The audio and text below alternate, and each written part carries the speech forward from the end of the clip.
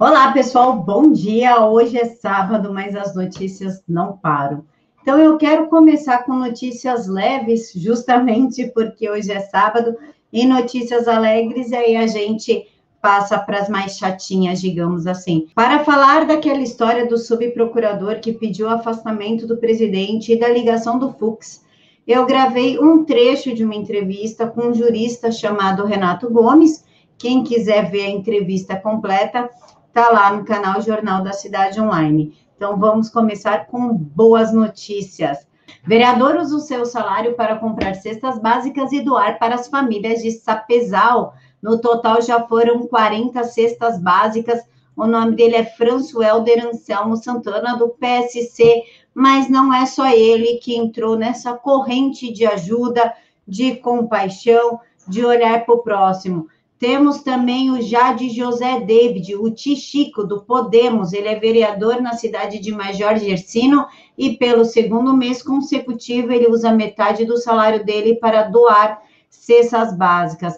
Nós também temos o vereador de Mucambo, que anunciou 50% do seu salário para comprar as cestas básicas para que a população não morra de fome, já que prefeitos e governadores estão muito mais preocupados em mostrar os seus poderes sobre a sociedade do que realmente fazer algo por elas. E, por último, um vereador que comprou 238 cestas básicas é o vereador Diego Guimarães, do Cidadania. Então, parabéns a vocês, vereadores. Eu espero que essa corrente se espalhe, porque nós realmente estamos precisando de pessoas como vocês. Se cada vereador de cada cidade comprar pelo menos 50% do seu salário em cesta básica e doar numa comunidade próxima, já ajuda demais nessa pandemia. E já está rolando brigas entre Bruno Covas e João Dória, e isso é bom para São Paulo. Eles estão se desentendendo sobre as decisões em relação ao lockdown, que nem deveria existir. Inclusive, amanhã, domingo, 11 horas da manhã, estará postado aqui no canal, então já ativa o sininho, uma entrevista que eu fiz com o pesquisador Bruno Campelo, e ele explica que o lockdown, além de matar muito mais, fortalece a cepa. E o Bruno Covas tomou uma indireta do João Dória, falando que falta bom senso de Bruno Covas, e o Bruno rebateu menos falação. E tudo isso se deu por conta da decisão de Bruno Covas de antecipar os feriados. Isso realmente é idiota, já que João Dória fechou tudo. Então, feriado para quê? Para que adiantar feriado? Como se eles fossem liberar a gente, tirar a gente do cárcere ou algo mais. O que não vai acontecer. Porém, Bruno Covas tomou a atitude dele, eu não concordo, mas ele contrariou o Dória. E isso são bons sinais que nem o prefeito aguenta mais o seu companheiro aí, o governador. E por falar no calça apertada, o efetivo da PM para defender a casa dele rivaliza com o exército de alguns países. Imagens lembram as operações de entrada na favela do Rio de Janeiro, mas não se vê nenhum protesto ou ameaça próxima. Isso aqui que vocês estão vendo, pessoal, é um quarteirão antes da casa do João Dória, tá? Então, quando a gente chega lá na rua dele, eu vou mostrar por aqui, ó. Vamos ver o vídeo. Gente, eu tô passando aqui de novo na casa do Agripino. Vocês não têm noção. Olha isso daqui. Pelo amor de Deus, hoje é sexta-feira. Sexta-feira, olha isso daqui, na casa do Agripino. O que é isso? A polícia inteira na casa do Agripino. Pelo amor de Deus.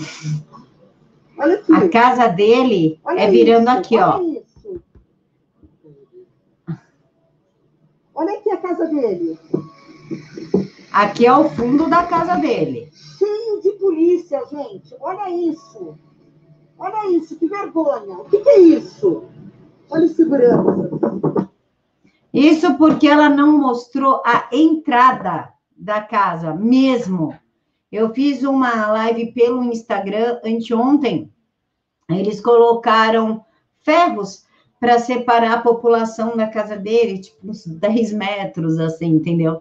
E aí a gente estava lá protestando, falando, se manifestando, tinha um efetivo gigantesco da PM, tipo, de frente atrás.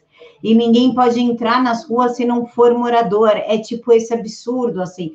Ele fechou praticamente o bairro para poder se proteger. O que eu acho muito engraçado é que ele vai para o exterior para falar mal do presidente Bolsonaro, como se Bolsonaro sequer tivesse a aprovação da população, que sabemos que é mentira, porque onde Bolsonaro chega, ele se aglomera, ele não precisa de segurança, ele não fica escondido na sua casa. Vê se Agripino sai mesmo com esse efetivo da polícia e vai lá na grade perguntar o que a população deseja. Lógico que não, nem na janela ele aparece. Mas, segundo este calça apertada, esse perturbado psicopata, o presidente Bolsonaro não está correspondendo aos anseios da sociedade. Quem corresponde a ele é a piada do ano.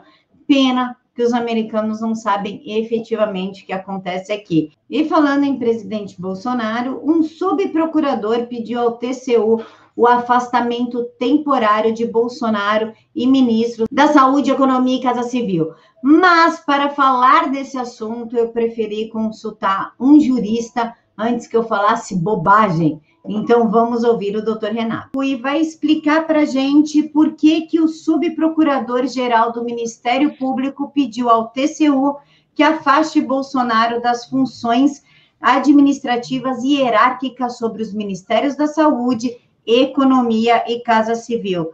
Além disso, pediu que o TCU reconheça a legitimidade do vice-presidente Mourão para nomear autoridades. Renato, o TCU tem essa premissa? Olha, eu não sabia disso. Eu não sabia que tinha. E, para mim, eu posso apostar que não tem. Qualquer retirada do presidente da República, por essas razões, teria que estar previsto na Constituição. Não é um órgão auxiliar do Legislativo, que é o TCU, que numa canetada vai suprimir completamente as atribuições de administrador público da Presidência da República. Se existe essa lei é inconstitucional, primeiro ponto. Segundo, por que o subprocurador entrou com esse pedido no TCU? Primeiro, que ele não gosta, nitidamente, ele não gosta do presidente, ele deve ser um sujeito de esquerda. Segundo, que ele tem a certeza da impunidade, porque não há fundamento qualquer objetivo que justifique um pedido desse tipo. Ele não gostar das atitudes do Bolsonaro na gestão da saúde não é fundamento para pedir a saída. Ele dizer que houve gasto de dinheiro, mal gasto de dinheiro público, porque não houve uma observância à ciência, ele tem que dizer por que o conceito de ciência dele é superior ao conceito de ciência do Bolsonaro. Ou seja, nitidamente, isso aí, para mim, se enquadra perfeitamente no artigo 18 da Lei de Segurança Nacional. É uma tentativa de ameaça ao livre exercício de um dos poderes da União, que é a presidência da República. Isso é um ataque frontal à presidência da República, certo da impunidade. É um ato temerário, nitidamente, abuso de autoridade. Bom, vocês ouviram, doutor Renato, isso é uma retardadice, digamos assim. E aí o Fux ligou para o presidente questionando as declarações. Eu já vou colocar as declarações, presidente, para vocês. Mas o Fux falou, deixa eu te perguntar uma coisa, Bolsonaro. Que história é essa? Que intenção é essa, né? E eu questionei também o doutor Renato sobre essa atitude do Fux, porque nada justifica esse medo deles, mesmo porque o presidente não falou nem estado de sítio e nem estado de defesa. Vamos ouvir o doutor Renato. Doutor Renato, nós também hoje tivemos o ministro do Supremo Tribunal, o ministro Fux, ligando para o presidente Jair Bolsonaro, questionando sobre um possível estado de defesa ou de sítio. Creio eu que em nenhum momento, pelo menos eu não ouvi, em nenhum momento, o presidente pontuar sobre isso, que fará isso. Como o senhor vê essa atitude do Fux? Seria um passo à frente, caso você pense em fazer? Seria isso? Olha, eu diria que foi, talvez, aí vou especular, porque eu não sei, deve ter sido uma sondagem por algum medo, certamente algum receio, porque a decretação de estado de defesa e estado de sítio independe de participação do Supremo, o judiciário fica de cantinho. Mas assim, eu não vejo a solução do Brasil hoje, nem estado de defesa, nem estado de sítio. O estado de defesa, que está se cogitando, bem lá, é você restaurar a ordem pública e a paz social em casos de ameaça decorrente de grave ou iminente instabilidade institucional. Não existe ameaça grave e iminente à estabilidade institucional, porque a estabilidade institucional já existe. A fase da ameaça já passou. Percebe? Então o estado de defesa hoje não supre as necessidades que o país precisa para se colocar ordem na casa. E as medidas possíveis dentro do estado de defesa são insuficientes. Restrição de liberdade de reunião, restrição de sigilo de comunicação, sigilo telefônico, né, uso de bens públicos, isso é medida insuficiente. E, além disso, precisa de aval do Congresso Nacional. Como é que você vai resolver um problema do país hoje se o Congresso Nacional acaba sendo um dos problemas, junto com o Judiciário? O estado de defesa não resolve nada. Aí vem o estado de sítio. Né? Dentro das atribuições de estado de sítio, para você resolver questões de comoção nacional, não é o caso. Né? Resolver questões para as quais o estado de defesa não resolve, que aí sim seria o caso do desequilíbrio institucional, dessa desordem pública causada, já seria o caso do estado de sítio. E teria a opção também de estado de sítio em caso de guerra, declaração de estado de guerra. Hoje, na prática, a gente vive uma guerra não declarada, uma guerra invisível. Né? Hoje se tenta derrubar o presidente de uma forma descaradamente, em cima de chantagens, sabotagem, manipulação do direito, mentiras e mais mentiras que se jogam na cabeça das pessoas, porque a imprensa joga numa direção só. O que é isso senão uma guerra? Essa atitude agora desse procurador demonstrou, é um agente difuso infiltrado no Estado, querendo derrubar o governo. Ele atua como inimigo da pátria. Hoje, a solução do Brasil hoje, aí dentro do estado de sítio, você pode prender, né, em lugares de detenção que não sejam presídios, você pode restringir a liberdade de locomoção, você pode restringir a liberdade de imprensa, o sigilo de comunicações, tem medidas mais restritivas. E no caso de guerra, esse estado de restrição, ele perdura indefinidamente até resolver o problema. E dentro dessas medidas descritivas, você pode dizer outras garantias que estejam suspensas, por exemplo, habeas corpus. Pode suspender habeas corpus se o presidente quiser, ele pode suspender outras garantias individuais. O estado de sítio poderia resolver o problema do Brasil hoje? Eu diria que poderia, mas também precisa de aval do Congresso. E também para você decretar um estado de sítio com base no estado de guerra, se ninguém enxerga essa guerra de quinta geração, como é que você vai decretar um estado de sítio dizendo que a gente está em guerra? Vamos falar que você é golpista, que você é doido. Percebe a lógica? A solução para o Brasil hoje está lá no 142. Qual o problema do 142, Camila? Ele foi criado para solucionar questões imprevisíveis. O que é violação? O que é ameaça à defesa da pátria? Quando que os poderes constitucionais estão atuando de uma forma que mereça uma ação militar para colocá-las em ordem? Quais são os casos de garantia da lei e da ordem? Ou seja, quando que as violações legais ou da Constituição vão gerar uma desordem tal que as forças policiais e o sistema de justiça não darão conta para colocar ordem na casa? Então, para você usar o 142 hoje, você tem que criar uma estratégia jurídica com base em toda a legislação, todo o arcabouço jurídico existente, ou, no caso do Bolsonaro, com a popularidade que ele tem, criar uma regra que resolva o problema, independente de estar na lei ou não. Por quê? Porque ele é o titular do poder constituinte originário. Ele representa 70 milhões de pessoas. Qualquer ação que ele tome para colocar ordem na casa será legítima, não será golpe. Né? Então, se condenam o 142 como se fosse impossível, porque não há essa previsão antecipada do que fazer, e nem poderia, porque ele foi criado para resolver questões fáticas de desordem, que a gente gostaria que jamais aparecesse em nosso contexto, mas hoje jorram, e também ele é muito associado à intervenção militar. O 142 não é intervenção militar. Não é intervenção militar. Os militares agem pontualmente, em período de tempo limitado, até resolver o problema, depois saem de cena. Eles não vão fechar nada, eles não vão usurpar atribuições de juiz, de Congresso Nacional, não é intervenção militar. Eles não vão tirar o presidente da República do cargo. Percebe? Então, muitos falam intervenção cívico-militar com Bolsonaro no poder. Eu vi isso como uma balela. É muito conveniente falar intervenção militar porque é mais simples. Os militares entram, fecham tudo, arranca todo mundo, resolve o problema. Ok, resolve o problema, vai ter legitimidade de apoio popular? Terá. Será golpe? Não, porque terá apoio popular maciço. As pessoas estão carentes de uma ação dura. Por outro lado, também é conveniente falar que o 142 não funciona, não pode ser falado, e que a gente tem que correr atrás do rabo, forçar o Senado a agir e recorrer ao próprio Supremo, porque é isso que se aprende em faculdade.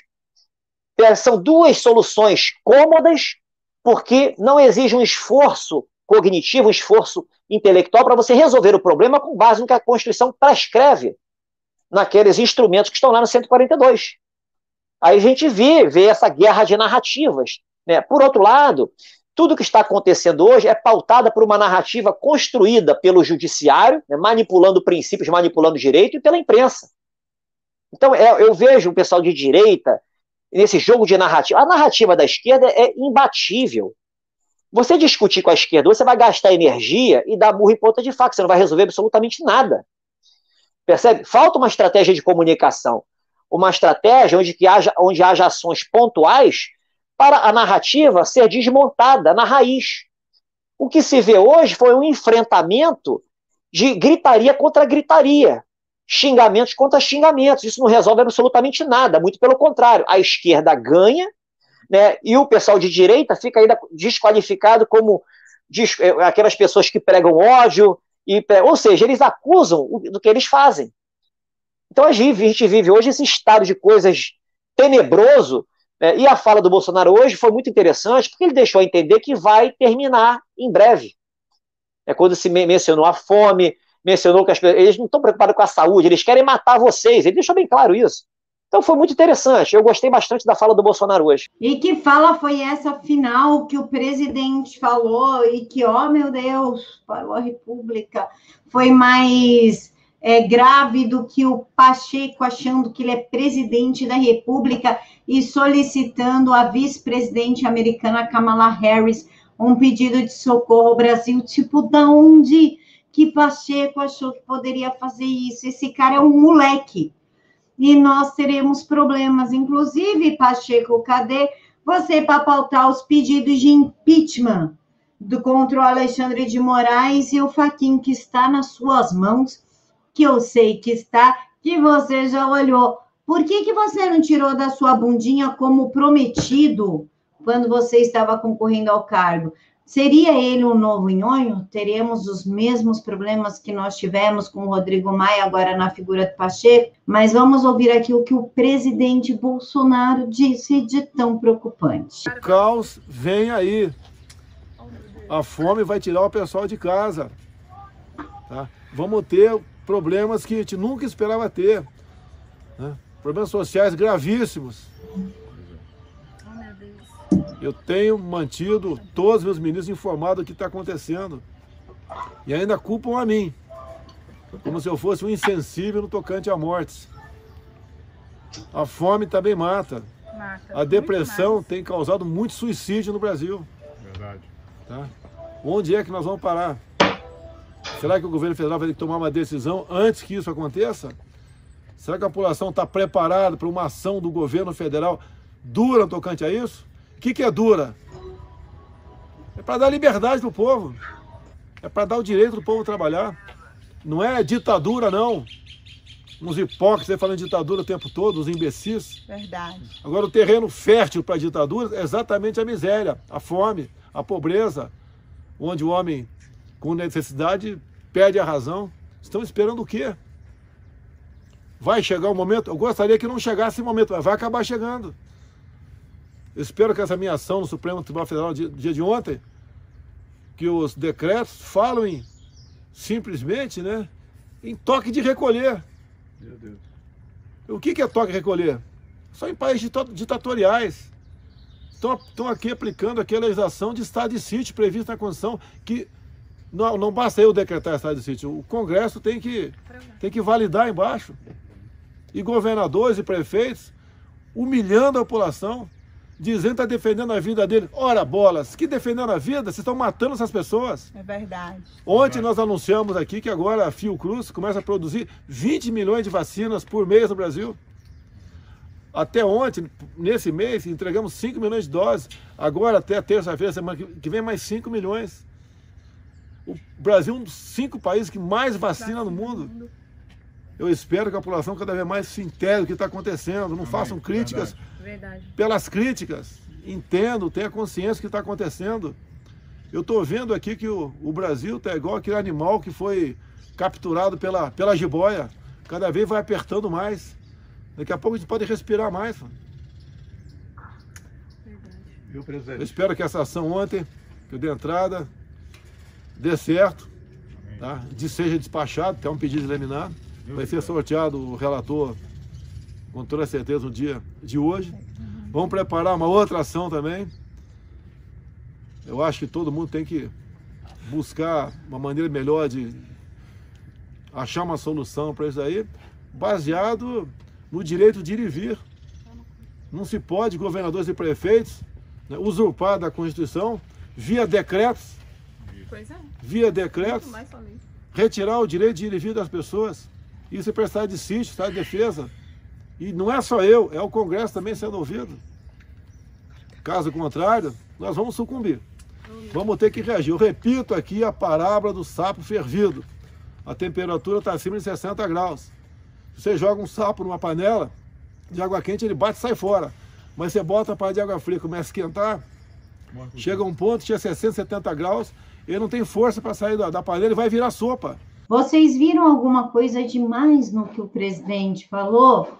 Mas parece que o STF anda tão nervoso que um pingo está virando letra. E por falar em gente idiota, nós temos que falar do menino que sonha em ser presidente, Ciro Gomes. Ciro Gomes virou alvo da Polícia Federal após xingar Bolsonaro. Não foram críticas, foram ofensas e xingamentos. O pedido de abertura de inquérito por suposta é o caramba, por prática de crime contra a honra, foi assinado pelo próprio presidente e posteriormente conduzido pelo ministro da Justiça, André Mendonça. Olha só, o André Mendonça está vivo, gente. Eu achei que ele estava em coma, mas não, está vivo. E para a gente finalizar, mais uma decisão absurda de Barroso. O Barroso autorizou detentas trans e travesti a escolher entre presídio feminino e masculino. Parece que o Barroso esqueceu desse caso aqui de 2018, quando o estuprador se declarou transgênero, ficou preso com mulheres e estuprou elas. Olha que legal. O Barroso parece que tem memória curta, mas nós não temos. Ele já tentou subverter a ordem da sociedade, porque ele é progressista sim, e agora ele vai tentar impor o caos através dos presídios, porque afinal, qual é o tamanho do estrago de colocar um homem junto com mulheres dentro de um presídio? Gestação, estupros e abusos. Mas esse, infelizmente, é o STF que temos. Não esqueça, pessoal, às 11 horas da manhã, amanhã, entrevista com o pesquisador Bruno Campelo, que explicou para a gente os maus que o lockdown faz. Fiquem todos com Deus e até mais.